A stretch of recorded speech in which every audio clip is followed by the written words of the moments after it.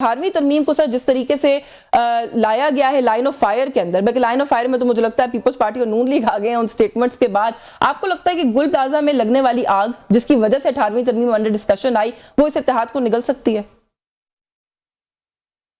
नहीं, इतना खुश फहम नहीं होना चाहिए। अच्छा तो इस इत्तेहाद को निकल जाएगी। इस इत्तेहाद को जब तक वो जेल में गब्बर सिंह है ना, ये इत्तेहाद कायम रहेगा। ठीक, ये जब भी 18वीं तरमीम पे लड़ें, सूबों की तकसीम पे लड़ें, मालियाती तकसीम पे लड़ें, जब बात पॉइंट ऑफ नो रिटर्न पे जाती है तो इनके कान में कहा जाता है कि सो जा नहीं तो गब्बर आ जाएगा। और फिर ये अच्छे बच्चे बनते हैं। तो इनका इत्तेहाद कोई इसलिए नहीं है कि कोई हमने को पाकिस्तान की तरक्की में अपना किरदार अदा करना है। इनका इत्तेहाद था कि हम अपने मुकदमात जान छुड़ाने, अपने हम ताकत का हसूल कर लें। एक जो बंदा है जो बहुत ज्यादा हमारे लिए प्रॉब्लमेटिक है उसको का कोई तस्फिया करा लें, वो जेल में बिठा दिया उसे ले जाके। तो ये कोई इतने नहीं, ये चांद मारियां हैं। ये बच्चे छोटे छोटे बच्चे होते हैं ना घर में, वो छोटी छोटी बातों पे टॉफी पे लड़ पड़ते हैं। क्या कहता है मेरी आइसक्रीम इन्होंने खा ली, तो फिर जो अब्बू होते हैं वो दोनों के कानों पे एक छोटी छोटी लगाते हैं, फिर कहते हैं इंसान के बच्चे बनो। फिर वही बच्चे फिर दोबारा मिलके आपस में पबजी खेल रहे होते हैं। तो आप किसी खुशफहमी का शिकार ना हो। ये कहीं नहीं जाते, ये यहीं रहेंगे। बयानात से ऐसे है ना, राना सनाउल्लाह साहब कहते हैं हमें एनएफसी पर एतराज है, ख्वाजा आसिफ साहब ने कहा ढकोसला है 18वीं तरमीम, फिर नवीद कमर ने कहा कि आप आग से खेल रहे हैं। तो मुझे लगा कि शायद कोई आग से खेलने का तो मतलब यही होता है कोई जल सकता है।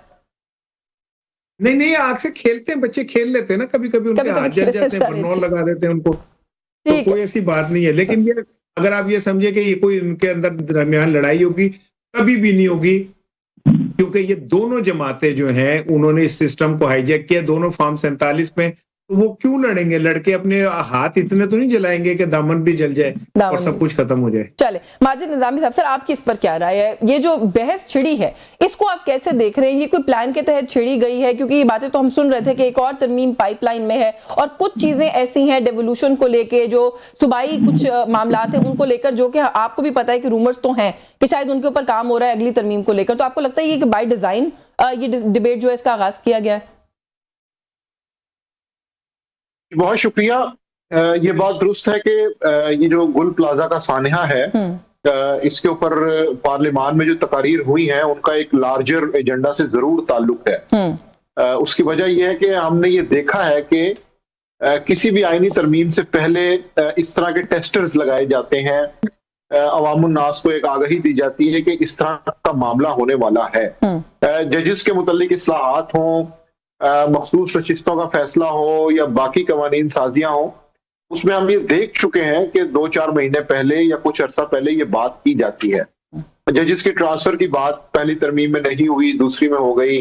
उम्र की बात पहली में नहीं हुई, दूसरी में हो गई। इसी तरह अब ये जो बातें इससे पहले चल रही थी 27वीं आईनी तरमीम में कि जी पॉपुलेशन को और हेल्थ को जो है वो देखना चाहिए, एजुकेशन को देखना चाहिए, करिकुलम को देखना चाहिए। तो ये सारी बातें वो हैं जिनका रास्ता फिर एनएफसी की तरफ जाता है। और अब चूंकि ये एक बड़ा वाकया हुआ है जिसके अंदर बहुत से लोग जान से गए हैं, तो उसकी बुनियाद पर ये बात दुरुस्त है कि सैयद नवीद कमर ने जो कहा है कि ये ख्वाजा आसिफ का ज़ाती बयान नहीं है, हम इसको एज ए पॉलिसी स्टेटमेंट लेते हैं, क्योंकि कहीं ना कहीं ये तय हो चुका है कि जो एनएफसी के तहत सूबों को जो पैसे जाते हैं, ये मरकज को इनका बहुत दुख है। और मरकज ये कहता है कि हमारे पास दिफा और कर्ज के बाद जो है वो बाकी कोई पैसा नहीं बचता। दुरुस्त भी है। तो बजाय ये कि बात ये होनी चाहिए कि जी सानहा गुल प्लाजा में गवर्नेंस की कौन सी खामियां थी और वहां पर जो इदारे हैं उनको किस तरह से बेहतर किया जा सकता है, वो बात नहीं हो रही। बल्कि बात ये हो रही है कि चूंकि एक लार्जर पिक्चर सामने है, उसके लिए कोई एक रीजन चाहिए, एक बहाना चाहिए। तो ये एक बेहतरीन मेरा ख्याल है कि रीजन है कि जिसकी बात हुकूमत या स्पेशली मुस्लिम लीग नून जो एजेंडा उन्हें मिला है उसको वो आगे बढ़ा सकती है। अच्छा, जो एजेंडा की आप बात करने के एजेंडा तो एग्जिस्ट करता है। हमाद हसन साहब, इसार राना साहब ने मुझे कहा है कि मैं खुशफहमी ना रखूं, मुझे वैसे हो रही थी थोड़ी थोड़ी, उन्होंने मेरा कॉन्टेक्स्ट जो है वो क्लियर कर दिया। आप भी समझते हैं सर कि ये खुशफहमी ही है, इस इत्तेहाद को कुछ नहीं होगा, या आपको लगता है कि मामलात अब तलखी की तरफ बढ़ सकते हैं? बिलावल भुट्टो ने कुछ अरसा पहले ये बात ईवान में ही अपनी तकरीर के दौरान कही थी कि 18वीं तरमीम को रोल बैक किसी का बाप भी नहीं कर सकता, लेकिन अभी ऐसा लग रहा है कि कोई एक एजेंडा है, कोई डिजाइन है जिसको फ्लोट किया जा रहा है, तो वे कैसे ये मामलात आगे बढ़ेंगे? बहुत शुक्रिया यशनी। देखिए, इसार राना साहब ने जो बात की तो कुछ हक़ाइक़ और कुछ तारीखी हवालों से मेरी राय उनसे मुख्तलिफ है। हर दौर में एक गब्बर सिंह होता है। वो गब्बर सिंह जरूरी नहीं कि वो कोई जमहूरी लीडर हो, वो कोई सियासी लीडर हो, बाज़ औक़ात वो मार्शल लॉ की शक्ल में होता है। 60s में गब्बर सिंह थे, उनके मुकाबिल पीडीएम खड़ी हुई। पीडीएम की सरबराही भारत में जमा कर रही थी। उसमें वली खान थे, उसमें नजीबी साहब थे, उसमें नवाब नसरुल्लाह खान थे, उसमें रोज बख्शी गुंजो थे, उसमें तमाम बड़ी सियासी क़यादत मौजूद थी।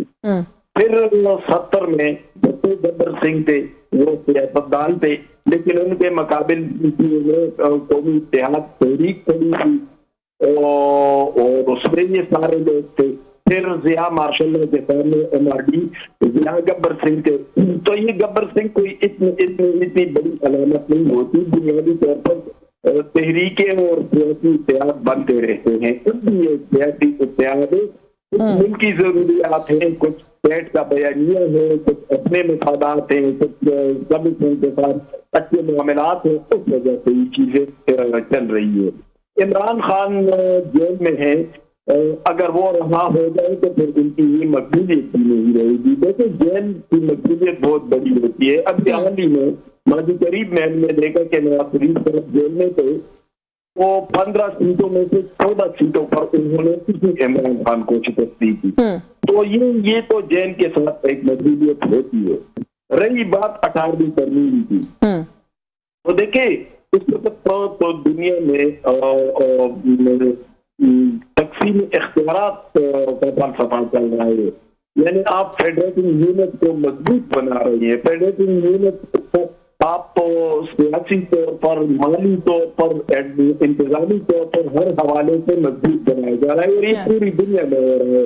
आप अमरीका की मिसाल ले लो, आप कनाडा की मिसाल ले लो। कनाडा में कल मेरे दोस्त से मेरी बात हो रही थी, तो बता रहे थे कि हमारे जो छोटा सा काउंट ये है या कस्बा है, जो भी है, तो मुकम्मल इख्तियार आता है सुलेमान के मेयर को, और वो तमाम पर फैसले खुद करता है। तो अब अगर 18वीं तरमीम के जरिए फेडरेटिंग यूनिट को मजबूत बनाया गया था, तो ये तो दुनिया के साथ हम चलना चाह रहे थे।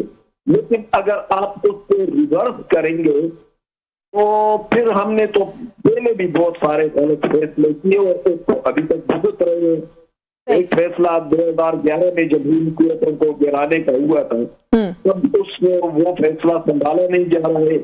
अब वो उसको भुगत भी रहे हैं। कौन भुगत रहे हैं? हम अपने सामने। तो देखिए, ये चीजें, ये डिक्टेटोरियल एक्शन जो है ना, इसको खत्म कर देना चाहिए। फेडरेटिंग यूनिट को मजबूत बनाए, उसको इंतजामी तौर पर सपोर्ट करे, उसको माली तौर पर गिरफ्तारी दे दे।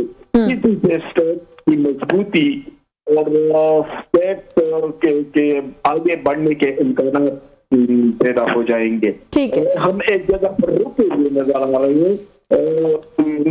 आईनी तरामीम के हवाले से ठीक है, आप कर ले, लेकिन वो कर ले जिससे स्टेट को फायदा हो, वो नहीं करे कि हम रिवर्स। बिल्कुल ठीक है।